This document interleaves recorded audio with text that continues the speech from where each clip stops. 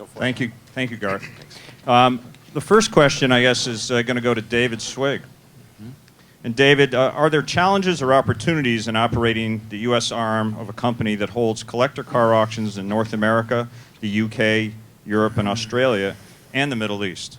And what are the effects of those markets have on you here, if any? Absolutely. Well, thank you for the question, Wayne.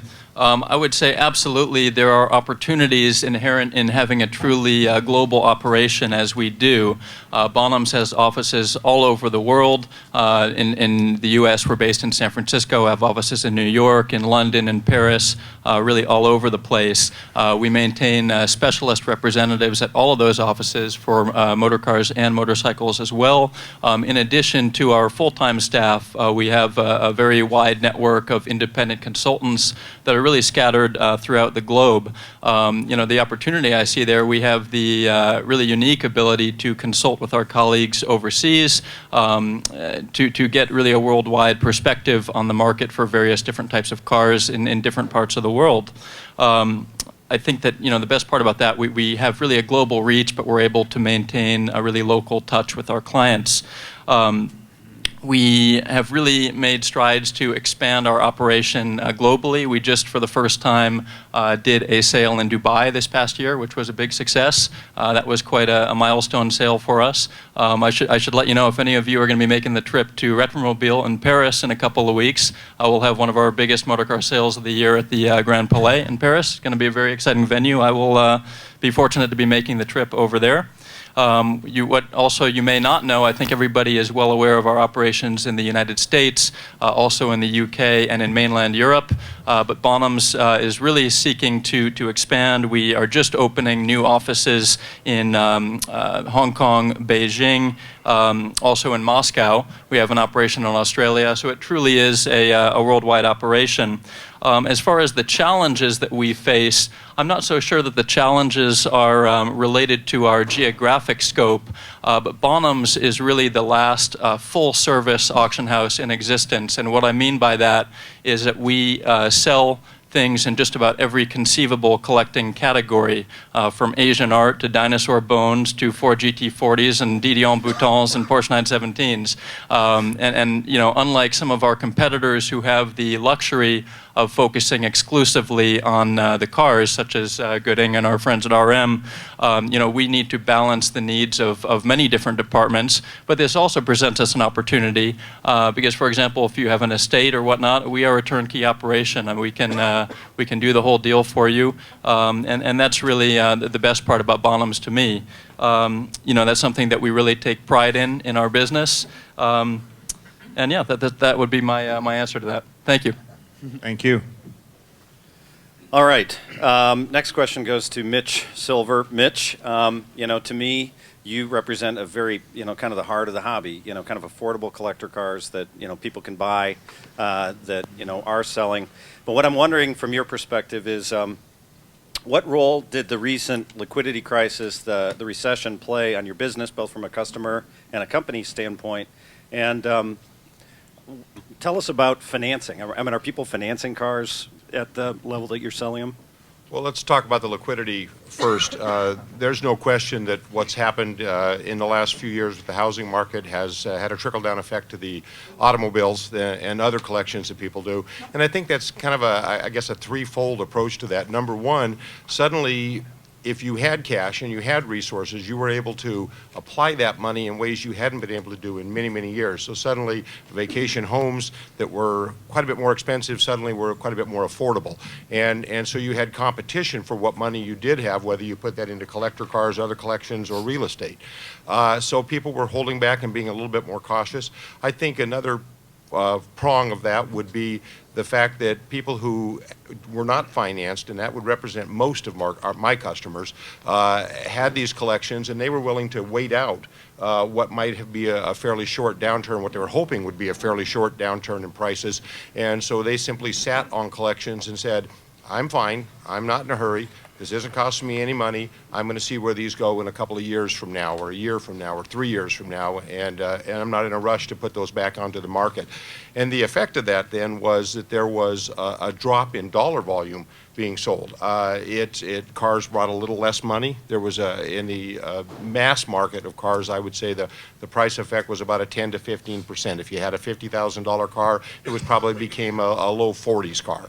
If you had a $25,000 car, it was in the high teens. So it wasn't a huge effect, but it was definitely, if you had bought that car as an investment, you wanted to hang on a little bit longer. And so what's happening now, I think, is that some people are coming to a realization that those prices have come down a little bit, and they're kind of done holding them, and I see more cars coming out. I see that dollar volume increasing, particularly in the last 4 to 5 months. We've seen kind of a market increase. As I watch all of your records and sales results coming in, everybody seems to be creeping back up nicely in some nice steps. So I'm anticipating 2011 to be a fairly strong year for everybody. And there's been growth in the market in certain areas, substantial growth. Financing, we've lost some major financing. One of the banks had a credit card system that all of the auctions kind of took access to, and it was great. It let people manipulate their money and make a sale and decide in 30 days or 60 days or 90 days how they wanted to pay for that. That element went away. And so people have to be a little bit more heads up when they come to a sale, a bit more wire transferring. Letters of credit are getting quite hard to get. So definitely it's tightened things up. But for the most part, most of my customers don't require financing. They're in a position to be able to make that purchase straight up. Great, thank you. And Donnie, question for you. Yeah. You know, essentially as a new auction company, how do you face the challenge of bringing your company into this crowded marketplace that we have in the auction world? Yeah, we have lots of challenges, especially being the new kids on the block, Auctions America by RM. But we're very fortunate to have resources from our parent company, RM in Canada. So that's something that a true newcomer doesn't have access to. And that's going to help us considerably as we march down the road with this new company.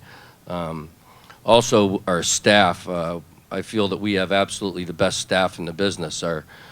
From the office clerks to bidder registration to our car specialists. That's one thing that I think RM has over a lot of our competition is our car specialists and the knowledge and the enthusiasm that our car specialists have.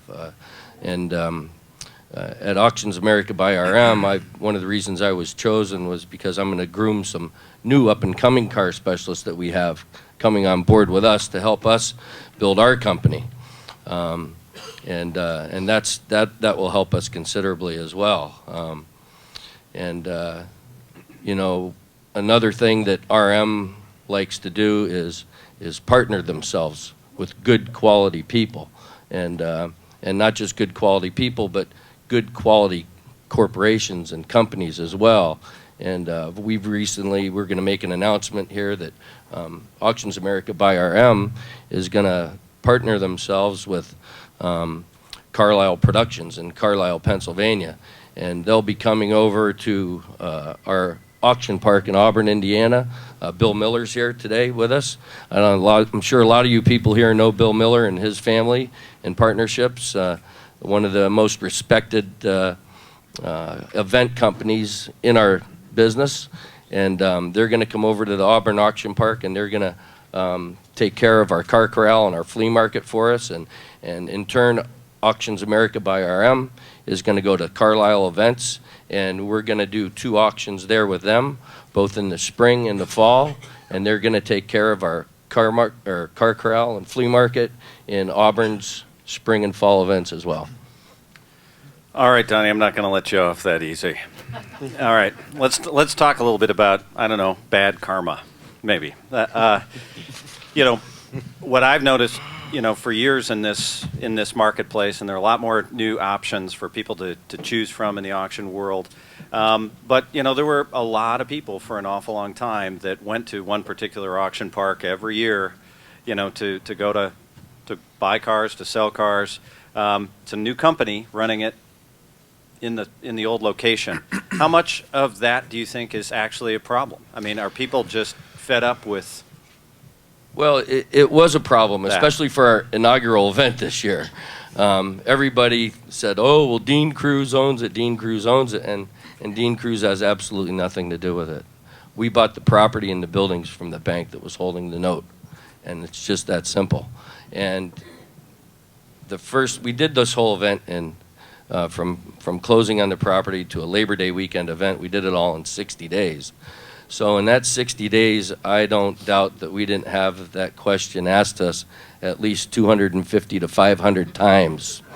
But I think after going there and seeing everything that we've done to that auction park, from painting the buildings, coating the asphalt, redoing the restrooms, staffing it properly, and paying the people on time after the auction, I think that maybe since all that has been done, I think everybody should feel very comfortable about coming back to Auburn, Indiana, and we plan on building that back into the event that it once was many years ago.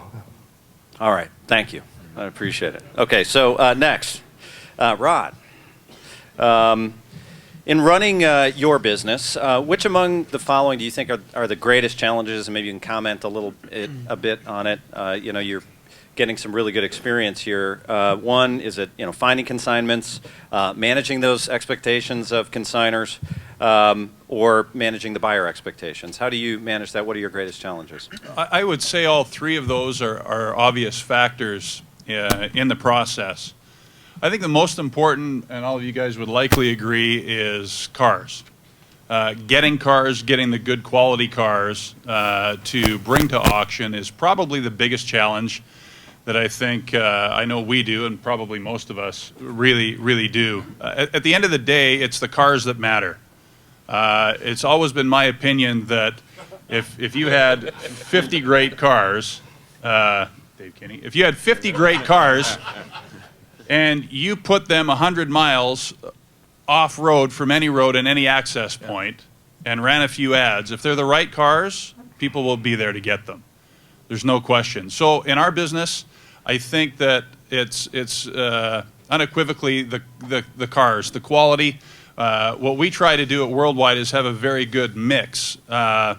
So as well as trying to have the best of each kind, we'll have maybe one or two custom cars. We'll have a few outstanding muscle cars. We'll have great 40s, 50s American iron, pre-war stuff, both European and American, some sports racing. So we try to run the gamut and have a great representation of most of the marques at our auctions. And definitely getting that within the fact that you want great quality cars to fill out each of those as individual little rosters, you might say, is the biggest problem. As far as managing expectations with the sellers, that's not a big deal at all, really. I mean, as an auction house, we are marketers primarily, and we just focus on good communication with sellers and just make sure that there's the market, the real market for what the car is, and there is sometimes seller's idea of what the market is. Those two things don't always jive. But by the time the car comes to hit the block, those things need to mesh and do that. So with a proper planning, proper discussions, expectations are not a problem as far as sellers go. All that is ironed out well before, especially in the case of our catalog venues. Catalogs are done a month before. All that talk has been done. There's no new surprises.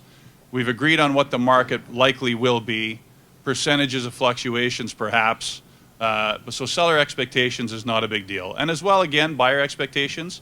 Communication is the key. So what we have, our program is set up where you can contact our car specialist at any time, and certainly John and myself, and you can find out whatever you need to find out about those cars. And we're very fortunate also to have a lot of great friends like yourselves in the market that help us with some of those things. If there's by chance something that we can't answer 100%, we know most of the restoration companies, many people that have had cars. A lot of these cars, as big as the business is, you know it's also very small. And you can find stuff out about any car, virtually any time. So again, recapping, I would say getting great cars is the biggest deal. Really treating your customers properly, expectations should never be a big deal. Garth, do auctions set or reflect market trends? And what do you see as the current market trends and their short and long-term implications? Well, that's going to be a longer answer. In terms of trends, at least in our corner of the business, and this is really a long-running trend, but best of category cars are really the most bankable asset that you can run across the block. I consigned a Jaguar SS100 to our Pebble Beach sale this last year, and I really had to put my salesman hat on with my own colleagues to get that car consigned. I knew it was the best one in the world. I had seen it in London a year before, and they were doing things on that car that I just had never seen on any car of any value in terms of the level of detail and authenticity and the finish. It was absolutely incredible. But the fellow selling it wanted something along the lines of double what an SS100 was currently worth, just in terms of his reserve, and he had higher expectations than that. So with my colleagues, I had to really sell that car. And it's tough because, as an auction company, or all of us really, we generate a lot of data that's trackable, and there are pie charts and bar graphs that say what things are worth. But when you know you're dealing with the best car there is, you've got to leave room at the top of the, for a car to outperform what all the numbers say. So we know that the collectors will come in and they just want to find, they want to know that they own the best one that there is. And the car is sold for a little over $250,000 more than the reserve. So as far as setting a trend, there's a possibility that anyone who owns an SS100 now thinks, okay, well, instead of a $350,000 car, I now have a $900,000 car, and you look at it through different glasses.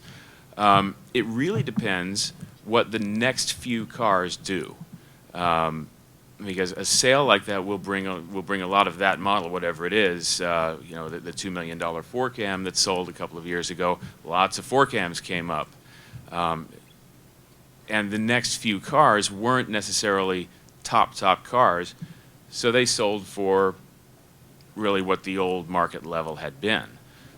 So we didn't see 4Cams jump from $1 million to $2 million overnight, and that be the new standard. They've had a little more predictable rise, and they're certainly on an upswing. That's a high watermark sale, but certainly not. It didn't redefine the market with that one sale. So in terms of whether we set or echo market trends, just by the amount of data that we generate, and it's written about, magazines come out, and lots of opinions are stated mostly after Pebble and after Scottsdale. I think that we generate an opportunity for easy comparisons to be made. So I would, if I had to vote, I'd say that we sort of set those trends more so than reflect them, just because of how visible it all is, and how much fun it is to read about it afterwards. Let's see, another example. About 10 years ago, Mercer Raceabouts were $300,000 to $400,000 cars. One sold for $970,000. And the next few that came to auction were real raceabouts that hadn't been rebodied, and they had clear histories, and that upswing continued. The next one sold for over $1 million, and then 1.5, and these days they're seen as nearly $2 million cars. So it's not just the one sale that makes the market. It really depends on the character of the next few that come up and how quickly they come up after the car that made the headlines. So. Do you find it's more difficult, though, after a sale, a large sale of a car, for instance, like the Lusso that sold in Monterey a few years ago, that went $2 million, and then everybody wanted $1 million for their normal car that didn't Right. have that quality of restoration. Do you find it difficult in getting that type of car in the auction for the real market value afterwards? It can be tough. You always have to manage expectations because there are people out there looking at their Lusso saying, well, I'm going to go ahead and build a summer home and I'll just let this car sell. And you have to be the guy on the other end of the phone kind of talking them down from that. And it's tough because, people tell themselves what they want to hear and they ignore anything that doesn't fit inside that picture. That was a fairly easy one because the Steve McQueen phenomenon has been nothing short of amazing. But I think that sale really did cast a bright spotlight on Lussos, and I think they had been undervalued for some time, and I think now they're really coming up into where the value should have been anyway. But it took a sale like that for people to really look at them. Not everyone is going to own the McQueen one, but it became a car that a lot of collectors wanted to add to their collection. And then at this point, below the McQueen car, we're looking at matching numbers, we're looking at good history, we're looking at low mileage cars, and as they come up, they're filling in that new section of the market. A lot of nodding heads up here when you talk about that sort of phenomenon. When it's kind of the double-edged sword, right? Somebody knocks one out of the park, and then you Right. got to go deal with everybody else. Anybody else have any thoughts on that particular topic? Or You must have the largest registry of SS100s after you sold that car. We've identified a few cars we were not aware of previously. Yes. we know a couple of Cal Spiders, and I think it happens to all of us. Yeah. If I might comment, I think we all probably agree, and I know that Rod sort of made a bit of a nod there too, that it does, excuse me, present a challenge for those of us as we interact with our clients when one of these sort of high water marks is set, particularly when it's so substantially beyond what the current market had been up until that point. For a lack of a more politically correct term, sort of a Mexican standoff sort of ensues thereafter, in that everybody that has a Lusso thinks it's worth millions, and then, of course, everybody that wants to buy one wants to buy them at the old numbers. And it sort of creates that void in the marketplace that has to have some time to sort of fill in. And it was almost a year, I think everyone would agree, that where Lussos finally started to once again kind of move as the expectations of those sellers started to kind of come back down into reality again, and we were able to help them buy and sell Lussos once again. So sometimes we're our own worst enemies when we have those wonderful sales and we wave that flag and we enjoy all of the related hoopla, but it can present a difficult challenge for the market as those expectations of the sellers then kind of takes a little bit of time to get back in focus. Yeah, I mean, how many people here have been trying to buy a car and you have to explain to the seller, you can't believe everything you see on TV. Especially those auctions. Don't believe those guys. Oh, those guys. It's theater. All right, hey, Simon. In the UK, there appears to be a lot more collector car auctions per capita than any place else. As an observer, you know a little bit about both markets, but from your perspective, what do you think the key differences are between the UK and the US? Tell me about it. More auctions than, whatever. It's a big question, and it's a sort of wow question because it's very difficult to know where to start. The two markets, the two countries are so far apart in their attitude to auctions and the way to go about selling things as is possible to believe. I mean, obviously, just to take the main differences in some sort of random order. Size is something that can be always looked upon as in a different connotation, and it's normally another kind of complaint. But it sure as hell is ours in the sense of you talk about numbers of cars in an auction here in a week or in a place, that we talk about having them in a year. And last year, for sake of argument, there were 19 auction houses that had standalone auctions for collector cars. And the total number of cars that were auctioned that year was 2,191. Put that in context with what's happening this week and you get some sort of idea of the problem. The total value of those cars was £68.9 million. And my friend at the NMAX there accounted for 19 million quid worth of that at the Battersea sale.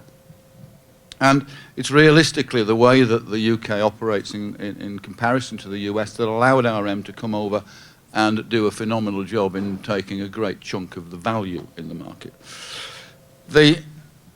So we act in, our sales are usually in hundreds, most. In fact, most sales don't actually get to 100 cars in a sale. Whereas you talk in thousands. So there's a major, major difference there. The culture is very different in the sense of where we are in our own way. You embrace the auction process.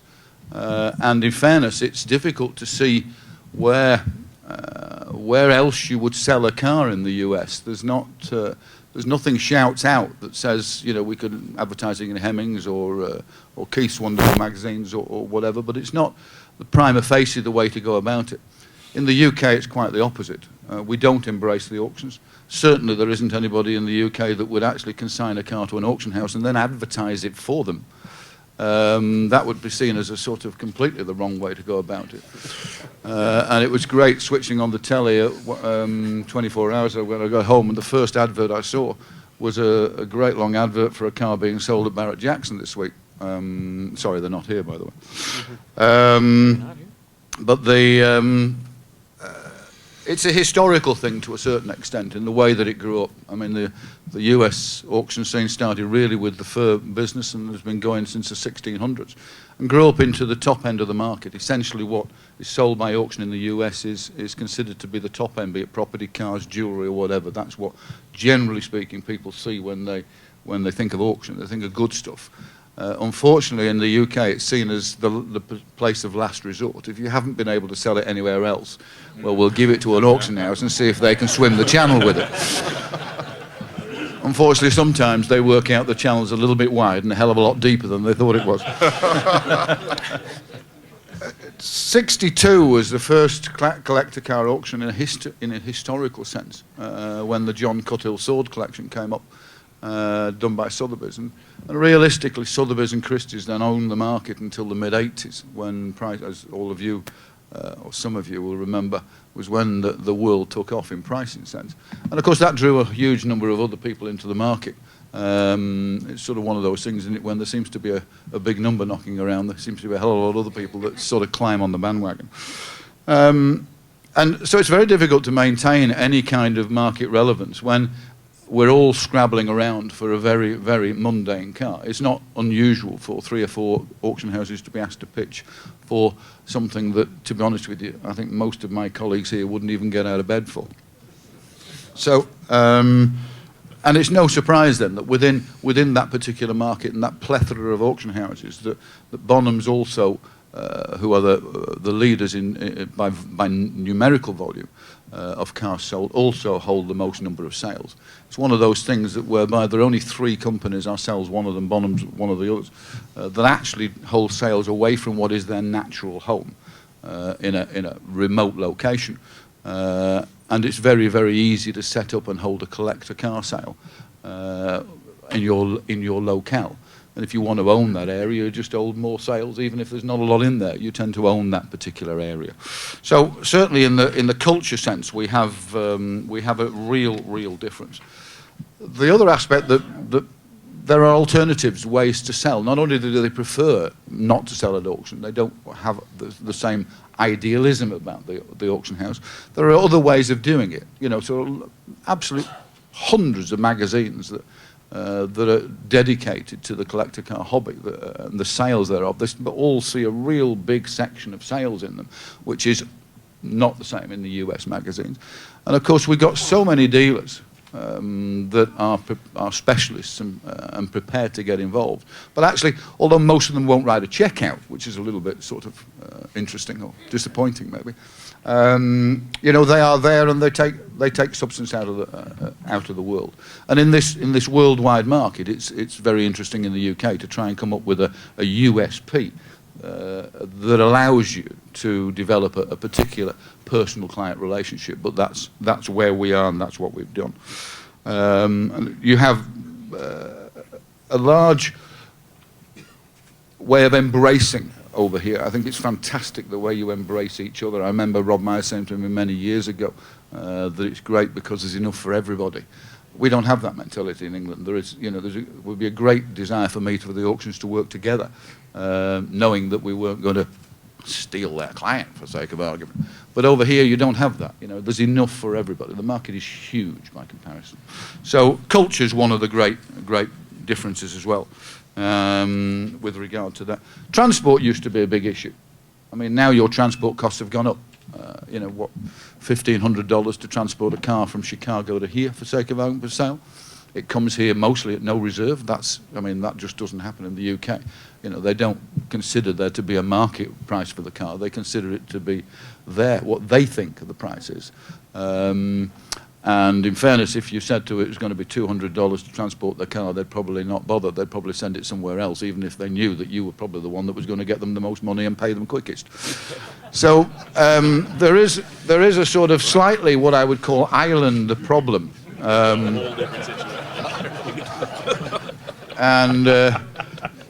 in a way, it is lovely to come over here and see, because I'm a great believer in the auction process. I believe done openly and honestly and with monster integrity.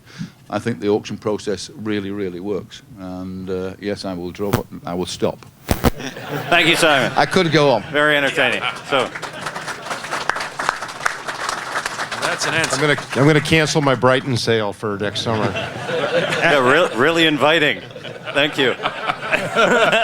It was all done to stop you all coming over, that was all.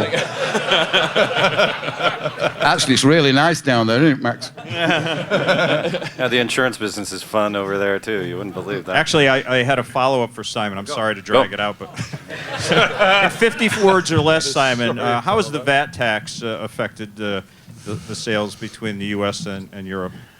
To be honest with you, I don't think it does. You know, the majority of the cars that move in an international sense, you know, the VAT aspect or the claim back of it doesn't really affect it because there is a level that tend not to matter. And of course, there's really two levels of cars anyway. Was that 49 I just got to their words? Yeah, okay.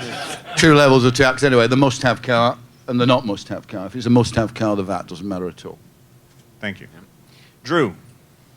In the current economy, how has the balance of your customers changed between traditional collectors and non-enthusiasts? And if they are investors, and how do you best with the latter?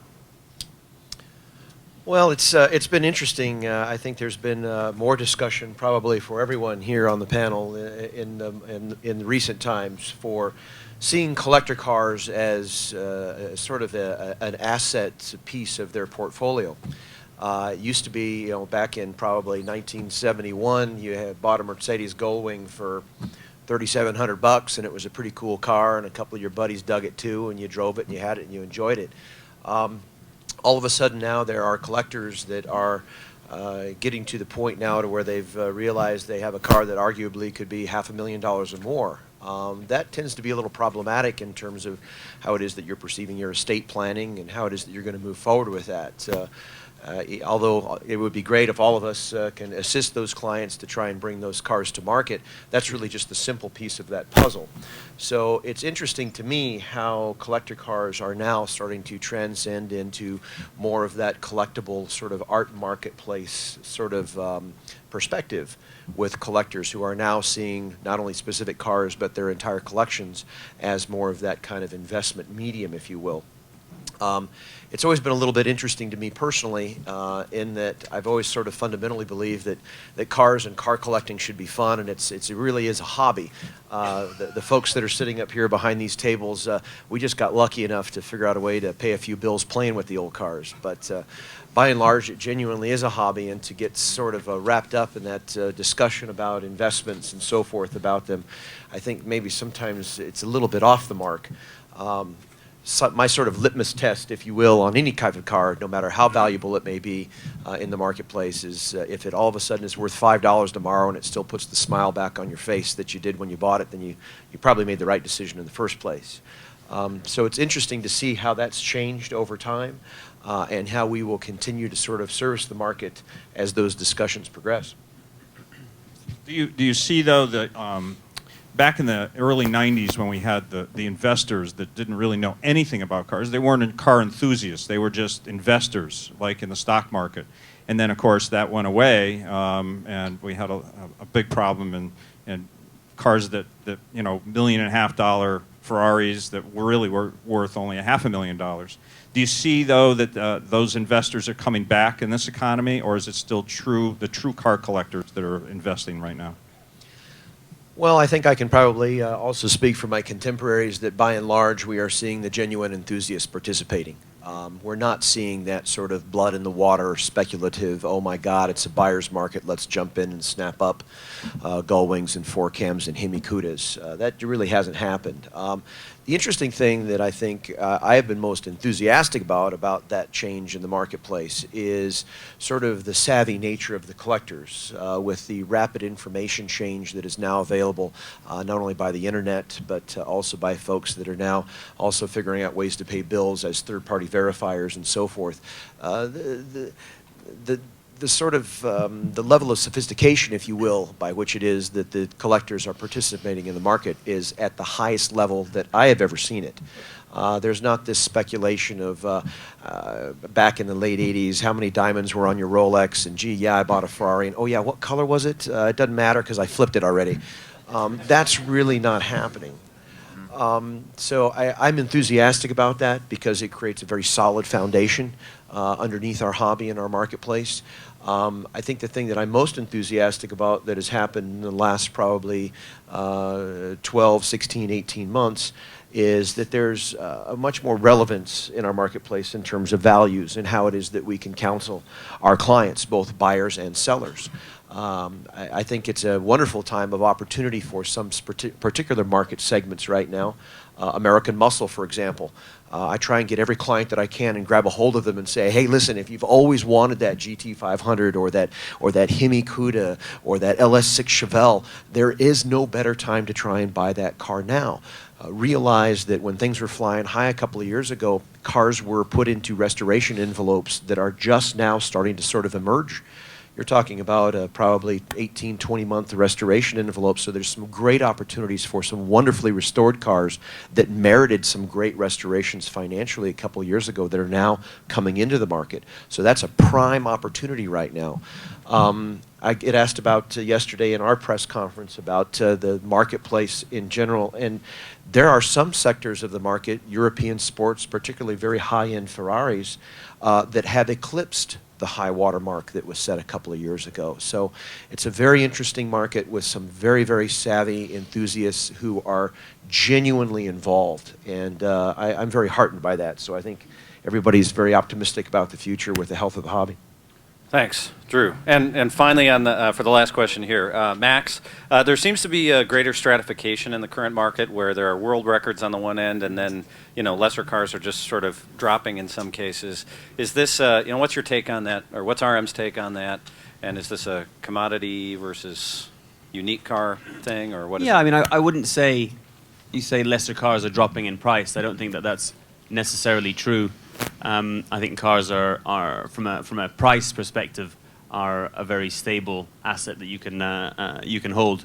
But for sure, we've seen recently the best cars, the rarest, the unique cars are the ones that are making new world records, and the ones that seem to be increasing in value more and more. But you've got to consider that the best is always more expensive. So of course, if a $1 million car goes up by 10% in value, you've got a $100,000 increase there, and everyone's great. I made $100,000, but a $10,000 car that goes up by 10% as well, that's only $1,000. So it doesn't look as impressive. Unique cars, if you're going to buy a car, that's definitely the way to go. Always buy the best. When you say unique cars are going up in value, it could still be the Healy that won at Goodwood, or it could be history. It doesn't have to necessarily be very expensive. It can be rare because of its history, rare because of its options, color combinations, rare because they didn't make very many. For sure, you take the Testarossa, for a 250 Testarossa. There's only just over 20 of them built, and if you're going to buy a car and hold it, in the future, in the next 5 years, you'll probably see an increase in price. You know, there's more and more wealth in the world, and what we've all seen, I think, is that the classic car market is spreading. There's new buyers coming in. Of course, America, Europe, but you know, you start to see the Middle Eastern market starting to open up, Asia starting to open up, and that's more people buying the same cars, and the supply is finite. There's only so many of those cars around. So if we had 10 buyers or 20 buyers for a particular car in 3, 4, 5 years' time, there'll be 15. And that car is if that car is very rare, definitely you'll see an increase. Of course, if there's 1,000 of a particular car, then the prices will stay much more steady and won't increase as much. You know, Jaguar E-Types is a favorite example. It's such a beautiful car. You know, they say the Series 1 Coupe is probably one of the most attractive cars, one of the greatest designs of all time. But they made hundreds of thousands of them, making it not very rare. And so we haven't seen a great appreciation in that particular model. But certainly, if you're going to buy a car, unique doesn't have to mean that it's the only one in the world. It means that it's got something special. And if you're going to buy something, always look for the best one of its type. Great answer. Did you have a follow-up there? Okay, let's have a little bit of fun and get into some sort of trends. Let's do a buy, sell, hold thing, and we'll start down with Rod. So, Rod, what would you be buying? What would you sell? What would you be holding? And a sentence about why. Buying, I think, in a nutshell, Porsches, GSGT Carreras, things like that. Usability, I think, is becoming a major factor now. Cars that more people use them, more of a European influence has come over to America. Car tours are getting great, and I would say buy cars like the GSGTs that I mentioned that are usable. You're going to take them, you can actually enjoy them. They're still going to appreciate because of their low production, and ultimately you're going to get the most enjoyment out of it. Sell. When I was at Hershey at the AACA meet, I noticed there were 84 Dodge Caravans. Please sell those bloody things so that we don't have to have them on the auction block. And a hold car, obviously, there are many, but what comes to mind for me, again, would be hold your blower Bentleys or some of your more important 4.5s, 8s, and Speed 6s, things like that. How about 3 liters? Well, hold those too because they they don't go quite as fast as the others anyway. Yeah. Well, it depends on the driver. Simon, what's your buy, hold, sell? My pick essentially is going to echo realistically what Max was just saying, is that the best is the best. And so at the end of the day, irrespective of the price level you want to be at, that is the best investment I think you could make. And I don't think it matters if it's cars or anything else, to be honest with you. But certainly the market has shown and will continue to sell the best is the best. At a bottom level, I'd buy the best 356 you could find that ticked all the boxes at the top. I couldn't be persuaded that the best thing for me would be an 8C. I just think they have absolutely everything, 2 different levels. Hold, for me, it would be early coach-built Ferraris. I don't think they've ever quite hit what they are worth, and I think they, at some point in the future, could really set a surprise. At the end of the day, it'll be the buyers that do that, not me. But I think they will have the time. And for me to sell, really, again, echoing Rod in a way, is anything modified out of period, especially clones or recreations. I think they're a very personal thing, and you buy something because you fancy that particular thing at the time, and you can't afford the real thing. It's your dream. It's not necessarily anybody else's. So when you want to get rid of it, you're trying to sell somebody else's dream. Not easy. For a model, Lancia Lambda. Not Dodge Caravan? What's that?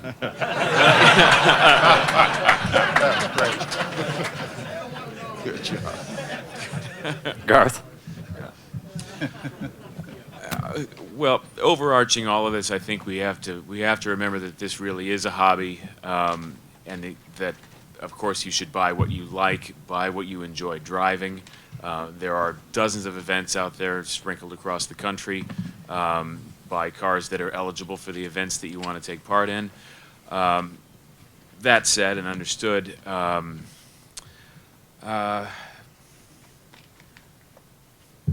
Jaguar XKs are among the most fun cars under under 100 for a lot of them. The best examples run 100 to 200, maybe a bit more for of course, an alloy 120.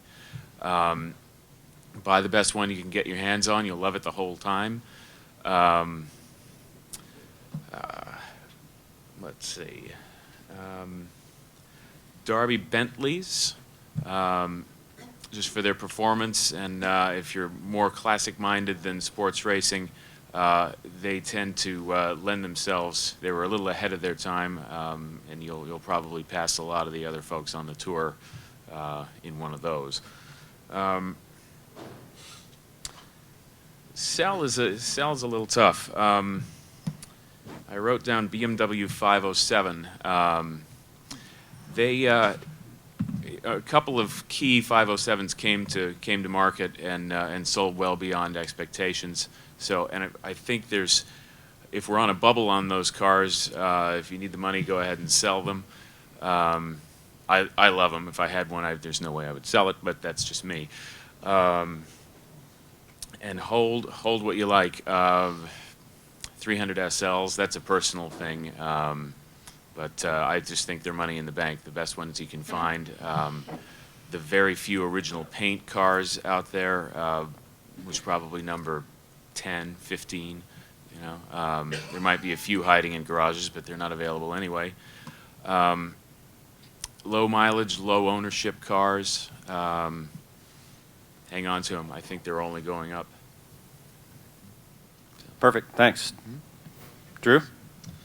I guess I always kind of think in reverse on that.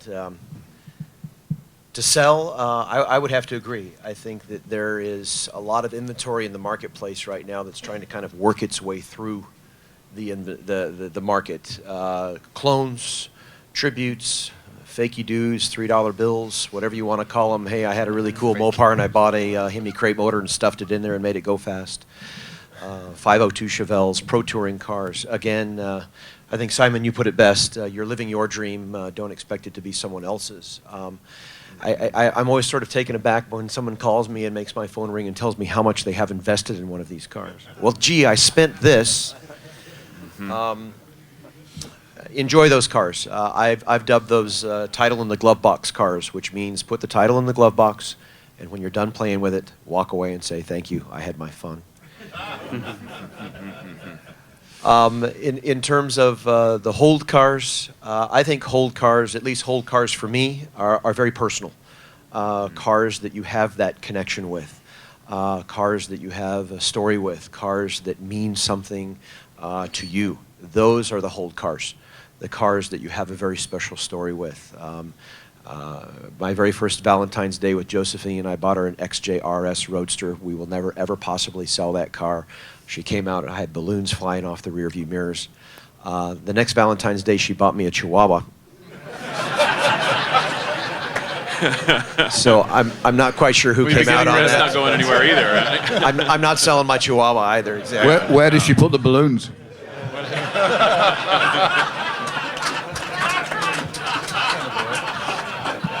You're going to have to talk with Cheech about that, Simon.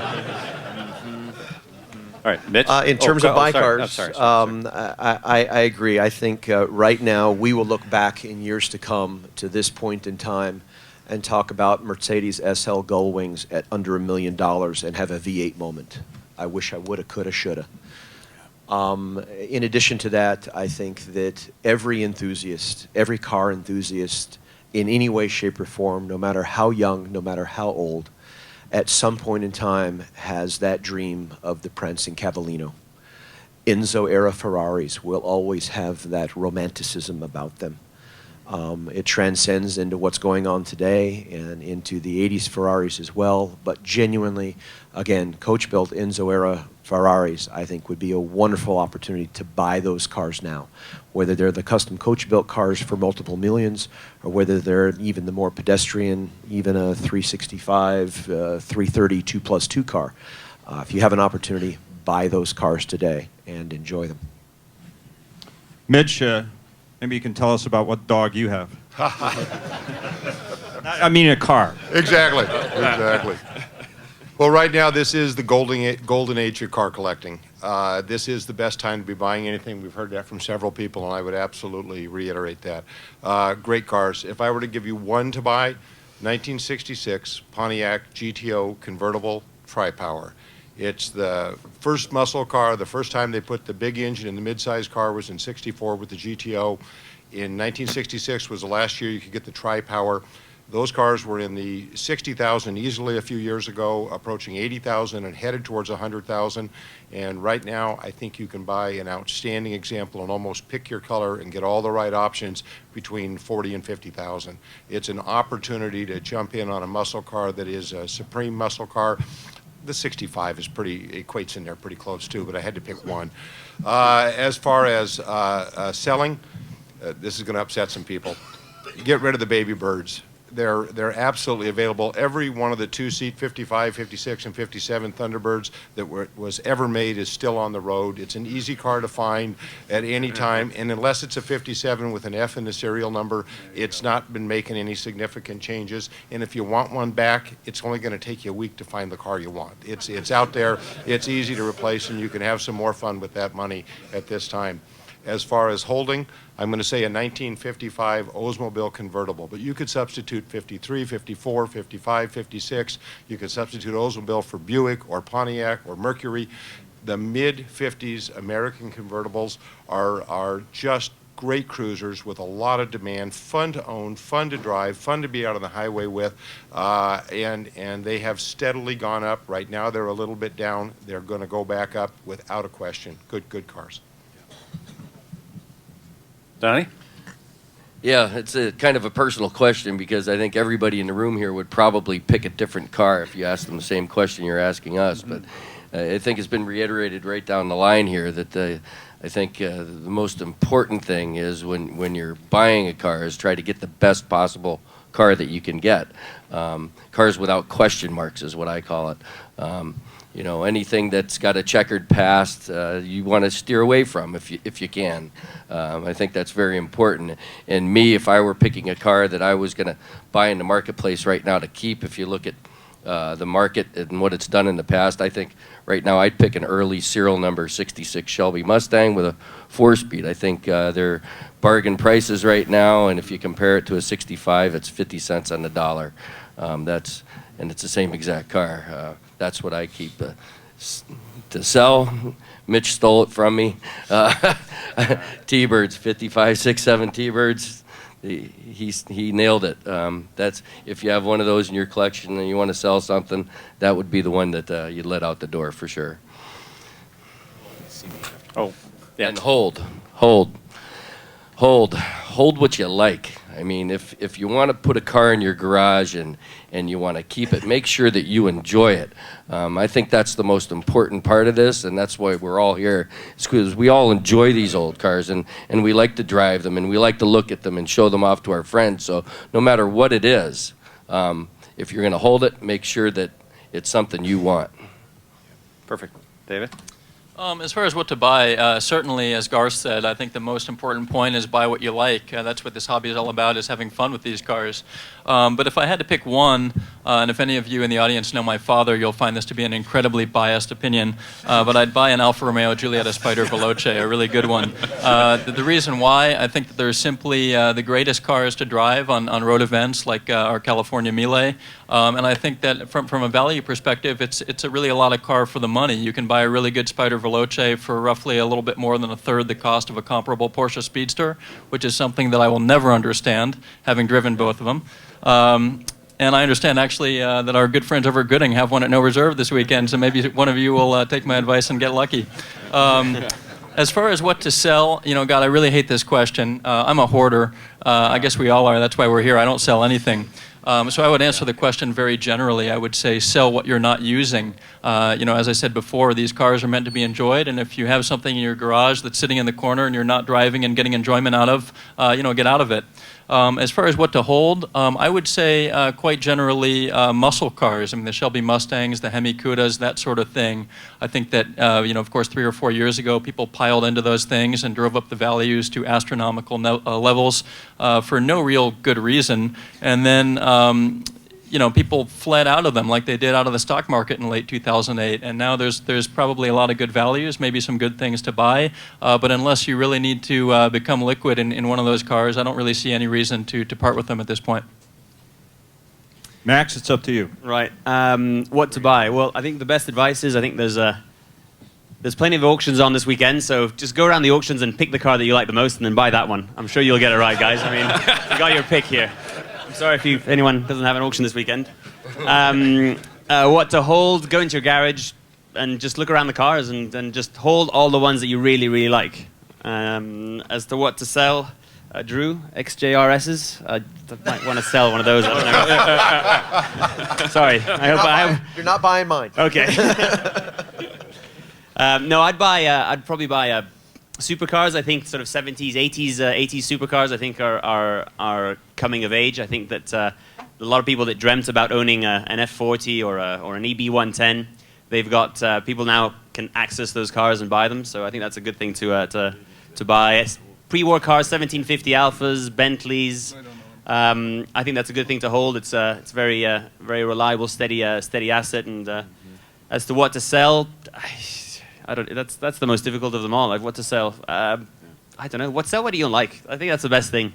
Astons are hot. So if you've got an Aston in the garage that you bought a while ago, then sell that. You might turn a profit. But then if you sell it, what are you going to buy with the money? So you might not be able to replace it. So just hang on to everything. Don't sell anything.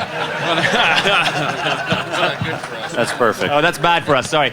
Sell. Apparently, he doesn't have to go around the pavement pulling cars in. Insure them with us. I'm trying to be honest. Hey, Wayne, since this is your world, you live this out very publicly for us on your great television show. Why don't you tell us what you'd be looking to buy, sell, or hold right now?